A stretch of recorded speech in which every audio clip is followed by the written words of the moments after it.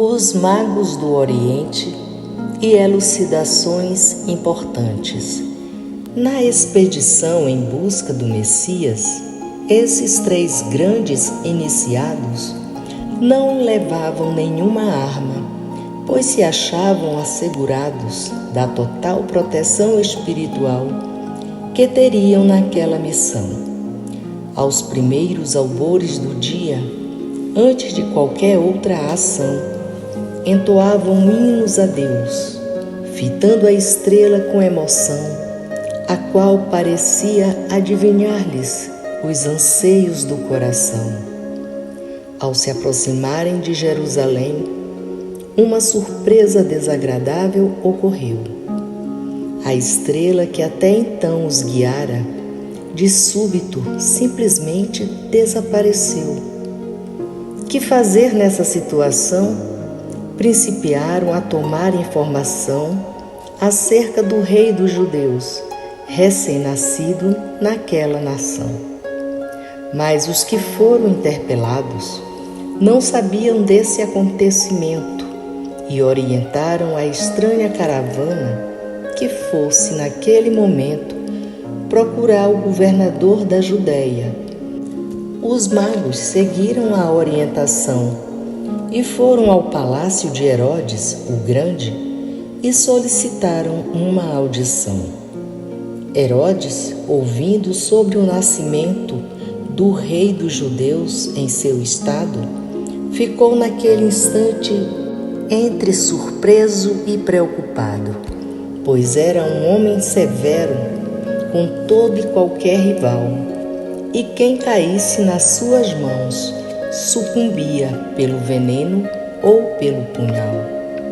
Ele já tinha assassinado com requintes de crueza mulheres, filhos, seu sogro e várias pessoas da nobreza.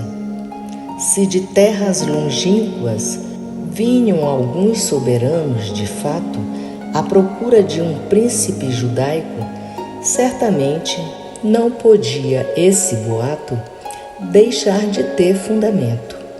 Convocou, então, secretamente, os entendidos nas Escrituras Sagradas e perguntou-lhes diretamente onde deveria nascer o rei dos judeus, o tal Messias. E eles lhe responderam que, segundo as profecias, e especialmente a de Miqueias, em Belém ele nasceria certamente.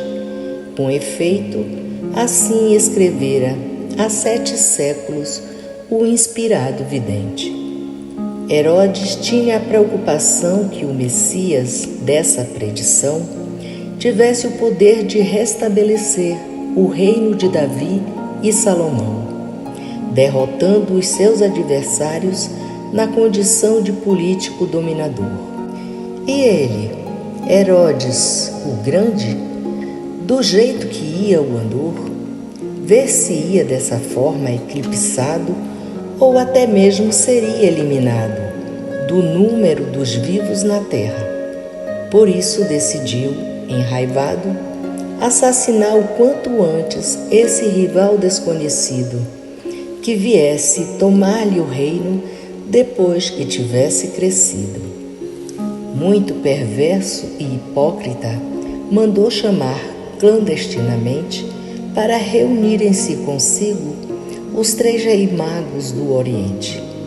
E disse-lhes cordialmente: Ide e procurai com afã a criança, e quando a houverdes encontrado, mandai-me logo um comunicado, para que eu possa também prestar-lhe a minha homenagem. Os reis, sem de nada suspeitarem, partiram em uma nova viagem, orientando seus passos para o sul, em demanda da profética Belém, que ficava a 12 quilômetros da cidade santa de Jerusalém. Mal saíram daquela cidade, apareceu no céu, novamente, a magnífica estrela guia, como se por eles unicamente ela houvesse esperado. Sentiram uma grande consolação, pois aquela luz lhes dizia que estavam na verdadeira direção. Lentamente, diante deles, a estrela foi se deslocando e quando chegou a Belém, aos poucos ela foi parando, até ficar imóvel sobre o local onde se encontrava a criança, por quem os magos buscavam com a mais absoluta confiança. Entraram e encontraram a Jesus e se prostraram de forma tal, tocando o chão com a testa, à moda do costume oriental, homenageando dessa maneira o jovem príncipe esperado. Em seguida, os 3 reis magos, conforme haviam combinado, abriram os seus cofres e ofereceram à linda criança ouro, incenso e mirra, como uma espécie de lembrança. Na noite que precedeu a partida dessas autoridades, apareceu-lhes em sonho um anjo de extrema bondade, que os advertiu prontamente para que não voltassem por Jerusalém, porque Herodes maquinava a morte do menino que viera do além. Levantaram-se e, antes de clarear o dia, regressaram para as suas nações, por outros caminhos diferentes, sem suscitarem mais atenções. A descrição feita acima corresponde perfeitamente à da tradição popular, mas existem certamente mais outras possibilidades dignas de nossa avaliação. A ciência, por seu lado, fala de uma provável conjunção ocorrida com certos planetas, que pode ter produzido um clarão, confundindo-se com a tal estrela naquela determinada situação. É provável que não tenha se tratado de nenhuma estrela objetiva, mas que tenha sido, certamente, uma estrela subjetiva a guiar os 3 reis magos por uma espécie de intuição.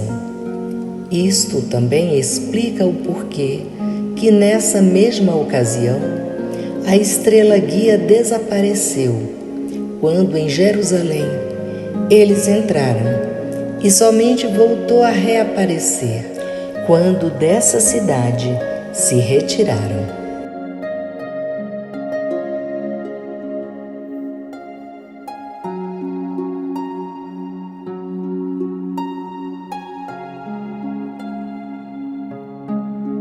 Os magos devem ter ido a Belém cerca de 2 anos posteriormente ao nascimento do menino Jesus, porque foi nessa época que somente Herodes mandou executar as crianças de até 2 anos de idade que fossem do sexo masculino, promovendo uma cruel mortandade.